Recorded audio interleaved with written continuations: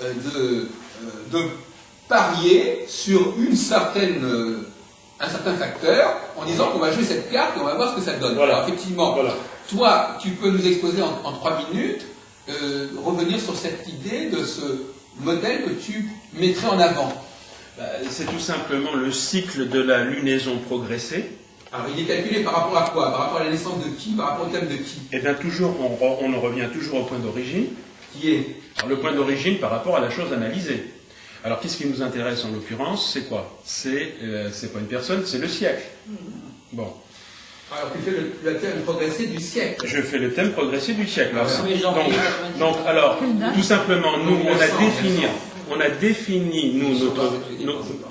le XXe siècle à partir du 1er janvier 1900. 1901, parce que je ne sais pas si c'est 1901. Oui, enfin. Bon, 1er janvier 1900. Bon. Donc, c'est la date de naissance du siècle. Bon. Alors, vous pouvez analyser déjà, vous voyez que le XXe siècle, déjà, c'est pas triste avec les oppositions, Pluton, etc. Bon, alors, et puis après, vous faites un jour égale un an, toujours pareil, et vous regardez quand est-ce qu'a lieu la nouvelle lune. Oui. Bon. Alors, il y en a une en 1930. Ben oui, parce que c'était la crise de 29 avant, fin de cycle. Bon, hein. Bon, le New Deal qui arrive, etc. Bon. Donc, 1930, une nouvelle impulsion du siècle. Bon. Et puis, on en voit que tout ce cycle de 1930 à 60, en fait, c'est 59. Hein. Bon, enfin, disons de 30 à 59. On voit à peu près, oui, c'est ça, oui, c'est le cycle de la lunaison.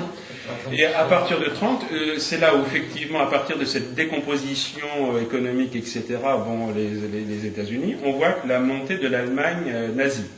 Et vous pouvez retracer les différentes étapes, et vous voyez qu'elles montent à ce moment-là, et tout le cycle, pratiquement, jusqu'à l'opposition, qui tombe en 1944 au moment de la libération, pleine lune. Donc la fin de l'Allemagne nazie, et donc la pleine lune qui tombe en 1944 avec l'intervention des États-Unis. La nouvelle conscience du monde, toutes les nouvelles organisations internationales se mettent en place à ce moment-là, au niveau de la conscience, au niveau de la pleine lune.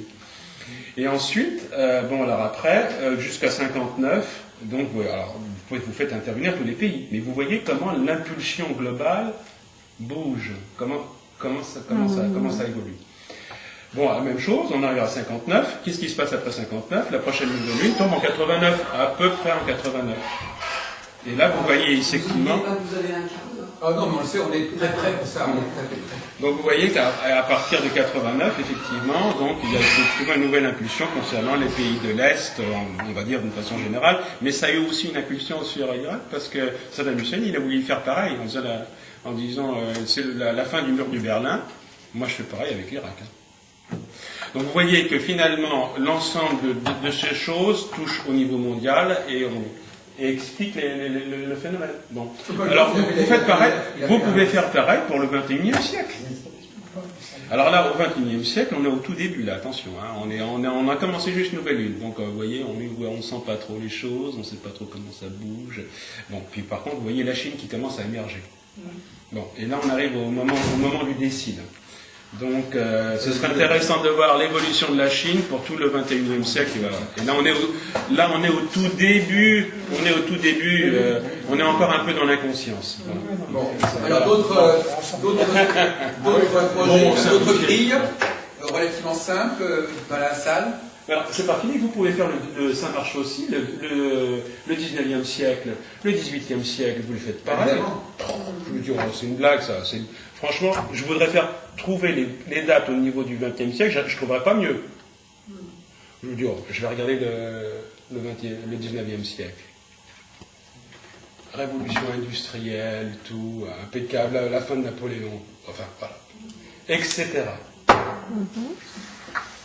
Okay. Ça veut dire qu'on va retrouver toutes les dates, c'est-à-dire que 89, en gros, donc à tous les siècles, 1689, 1789, ça sera tout. Ah non, pas du tout, pas du tout aux mêmes dates, non, ça change selon les siècles, ça tombe pas du tout aux mêmes années. Hein. Mais c'est parce qu'il y a un décalage, parce que c'est 90 ans au lieu de un siècle.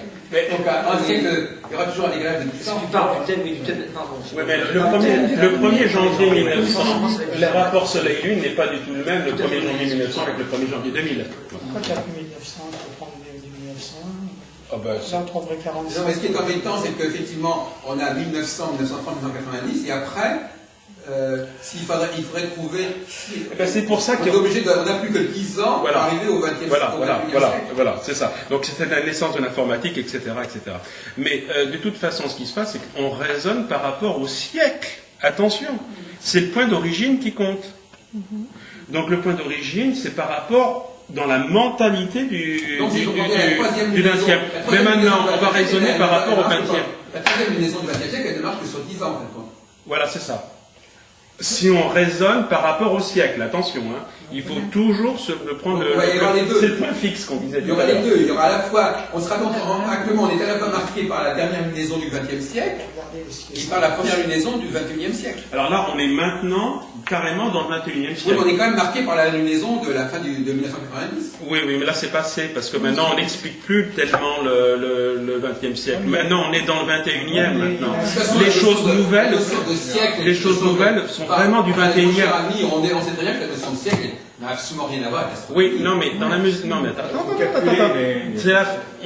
C'est une analyse par rapport à ce que tu nommes, par rapport au point d'origine. Attention, hein. Il faut rester sur ce raisonnement-là, hein, sinon on se... Donc l'astrologie serait responsable de ce que nous nommons. C'est un marqueur. Donc c'est un rapport avec ce que nous nommons. On est complètement dans la manifestation de la manifestation, là. On est totalement dans l'arbitraire du langage.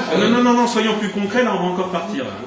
Non, simplement, dans la mentalité du XXe siècle, si on veut analyser son mouvement, on est maintenant vraiment dans le XXIe siècle. Mais d'accord. Mais en 2003, on n'y était pas. Hein. En 2002 non plus, on n'y était pas. Hein. C'est depuis octobre 2005 où on est rentré. Il y avait un pape, effectivement. Je pense qu'on verra peut-être la fin de l'Église romaine à ce moment-là. Bon. Mais, et puis la montée de la Chine. Enfin bon, il y a beaucoup de développement à dire. Hein. Donc voilà. Donc maintenant, on est à peu près au moment du décile. Donc c'est intéressant de voir les petites idées qui pointent à l'horizon. C'est à ce moment-là que les choses commencent un peu à poindre. Et on est maintenant là. Mais on revient sur la question, c'est que, comme tu dis très bien, l'astrologie serait censée nous s'intéresser à ce que nous nommons. Nous disons qu'il y a un siècle. Ça ne veut rien dire. Voilà. Scientifiquement, ça ne veut rien dire, un siècle. L'URSS, ça ne veut rien dire. Scientifiquement, ça ne veut rien dire non plus. L'URSS, elle a changé de bon. Donc, effectivement. C'est quelque chose qui nous touche. Toi qui aimes bien le collectif, c'est quelque chose qui nous touche parce qu'on prend un point de référence collectif. On donne sens quand on aime les choses. Alors, effectivement, d'ailleurs, entre parenthèses, tout à l'heure, on disait que ce que l'humanité a inventé dans le passé n'avait plus de valeur parce qu'il y a des nouvelles idées. Ben non, justement, les grandes frontières dont nous parlons aujourd'hui, ce sont des frontières qui existent depuis très longtemps. Voilà. Donc, ça va en contradiction avec l'idée que l'astrologie serait complètement au-delà de ça. Et à ce propos, je voudrais revenir sur le point, vous savez, tout à l'heure ce débat sur la question de savoir si il fallait mettre l'astrologie au bout du jour et tenir compte des nouvelles découvertes et des nouvelles connaissances, etc. Je crois qu'il faudrait aussi le faire au niveau de la méta-astrologie, c'est-à-dire au niveau de tous ces classements mythologiques, zodiacaux, maisons, qui sont des choses qui datent énormément. Et là aussi, il faudrait peut-être un petit peu renouveler tout ça. Parce que je trouve ça assez comique, c'est des astrologues qui nous parlent d'une hyper-modernité au niveau astronomique, et qui restent scotchés à une tradition qui a déjà 2000 ou 2500 ans, et qui correspond visiblement, on l'a dit tout à l'heure, à des représentations scientifiques très, très discutables, n'est-ce pas?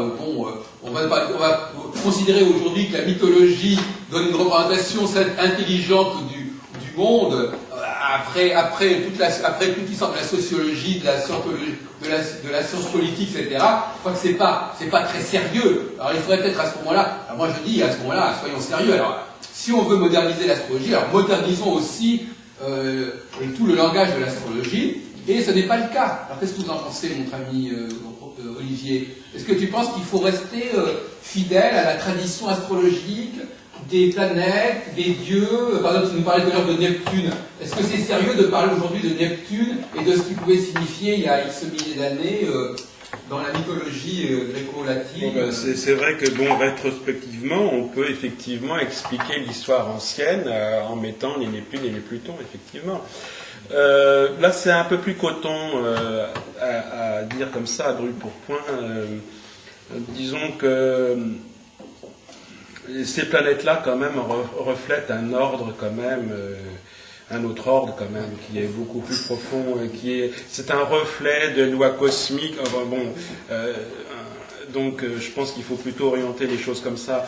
Bon, maintenant, c'est vrai qu'on peut très bien s'en passer aussi, et que ce qu'il faut voir, c'est que de toute façon, c'est toujours une façon dont on nomme l'homme. Donc, si on parle de Neptune, Uranus, Neptune, Pluton, il y en a deux autres, je pense, après, enfin bon, mais c'est toujours l'homme qu'on nomme, en fait. Absolument. L'homme est la mesure de toute chose. Voilà. C'est pour ça que je dis l'astrologie, il faut pas la déconnecter de l'homme, Voilà. et de ce que l'homme a pensé, de ce que l'homme a trouvé. Et c'est pour ça que je trouve qu'il y a une sorte de contradiction, parce qu'effectivement, moi aussi, je dis la même chose. Je dis c'est l'homme qui est la mesure de toute chose, oui. et pas telle réalité astronomique, scientifique, objective. Non. Voilà. Et donc, par conséquent, je redis encore une fois que ces planètes, on ne les connaissait pas, qu'elles n'étaient pas nommées par l'homme, et que l'homme ne les a pas intégrées en tant que signal. Et donc, par conséquent, qu'on n'a pas à les intégrer dans l'astrologie. Voilà, point final. Maintenant, l'homme les connaît, il est capable de... Mais l'homme les connaît, mais il faut des millénaires pour que quelque chose soit intégré en tant que signal. C'est pas 70 ans, Pluton était quoi, il y a 78 ans, c'est sérieux. Alors là, on touche à un problème de la conscience. Oui, enfin, là, ça, c'est encore autre chose. C'est encore autre chose. Moi, maintenant, je de conscience, c'est peut-être me plus place rapide à un maintenant. 8e péché capital quand je fais mes cours d'astro. J'associe les 7 péchés capitaux aux 7 planètes traditionnellement. Puis il y en a un 8e qui est lié à Uranus. Et apparemment, ça fonctionne très bien chez tout le monde. Et apparemment, tous les jeunes, les gens qui sont nés, qui ont moins de 30 ans, ont presque Uranus comme planète personnelle et non plus impersonnelle. C'est-à-dire que, alors je ne dis pas que c'est très évolué de leur part, mais des fois ça donne des On va pas sortir des arguments de ce genre dans le débat. Genre, moi j'ai des amis, des élèves qui font ceci. À ce moment-là, le débat n'existe pas. Restons au niveau du débat. C'est que j'introduis un 8e péché capital qui est le refus de s'informer. Le refus au niveau mondial, le refus de s'informer alors qu'on a toute l'information, le refus de chercher l'information vraie, voilà. ça serait lié à Uranus en négatif. Bon voilà, mais c'est pour dire que actuellement c'est l'un des problèmes principaux qui est à l'origine de beaucoup de malheurs du monde. C'est que tout le monde a à disposition des informations pour faire changer le monde, et personne ne le fait parce que personne n'en veut. Moi je Alors, je vais juste faire un lien, on revient de toute façon à la période des 7 ans. De toute façon, la période des 7 ans, elle est là. Hein, je veux dire, c'est tout à fait valable. Les septénaires, c'était même une façon de diviser le cycle en 7 périodes, parce qu'en fait, les planètes, c'est une façon d'expliquer le cycle en 7 périodes différentes. Et même si on fait les Uranus, Neptune, Pluton, etc., et même les autres, on retrouve très bien la période des 7 ans. Et elle s'inclut complètement dans la période des 7 ans. Donc en fait, de toute façon, la période des 7 ans est vraiment très capitale, parce que même les transsaturniennes rentrent dans le système des 7 ans. Donc c'est vraiment un truc fondamental, quoi. Pour finir, j'utilise un autre système, j'utilise un système où j'utilise justement celles qui sont après Pluton, Uranus et Pluton, puis d'autres. Et en fait, j'ai une correspondance entre les 7 planètes personnelles et les 7 planètes impersonnelles. Donc, puisque vous avez 7, quoi. Et en fait, je les travaille pas du tout pareil, mais il est vrai que comme dans un thème, c'est un peu la Lune qui fait émerger les choses au fur et à mesure qu'elle tape en progression sur chaque point du thème, bah, de la même manière, en mondial, c'est Saturne qui fait émerger les choses en tapant, lui, sur ces différents claviers qui sont les claviers supérieurs. Mais, alors par contre, le clavier supérieur, il apparaît 2001, il apparaît 89, il apparaît 68, il apparaît 81, et donc il apparaît toutes les grandes phases de changement collectif humain. Mais c'est pour ça qu'il faut... Voilà.